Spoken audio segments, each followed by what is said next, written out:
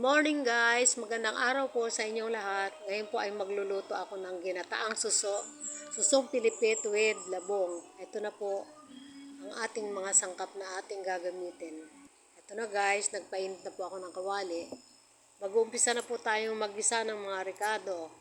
Uunahin po natin yung ating luya. Ayan guys. At ang isusunod naman po natin ay yung ating bawang at sibuyas. Ayan po yung bawang na yan, ginadgad ko po yan. Pagsasabayin na natin yung bawang sibuyas. Ito na guys. Medyo palalambutin natin ng konti yung bawang sibuyas. At ito na po ang ating susong pilipit na binili po namin ng kalahating kilo. Ito na guys, gigisa ko muna siya sa mga rekado.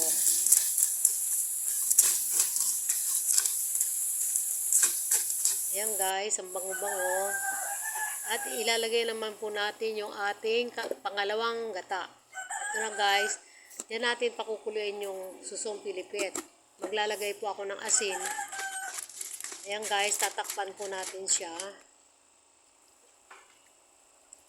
para madaling maluto. At ayan po guys, kumukulo na. Hindi ko na natakpan. At yan, nilagay ko na po yung ating labong. Ayan na po guys. Halo-haloin natin. Ang sarap-sarap na ito guys. Ito na naman yung ulam namin na tanghalian. Papa-unli rice na naman kami na ito. Ito guys, tatapan na natin. Ayan, kumukulo na. Konti na lang po ang sabaw. At ilalagay ko naman po yung pinakang gata.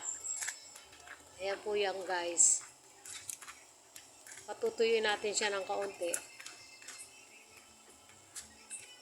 Ayan. Ang bango-bango ng ating ginataang susong pilipit with labong. Pakukulan natin siya dyan guys para mabawasan ng konting sabaw. Ayan guys. Titikman na natin. Sarap. Hindi maalat, hindi matabang. Tama-tama lang ang lasa. Ito na guys, naglagay din po ako ng siling labuyo.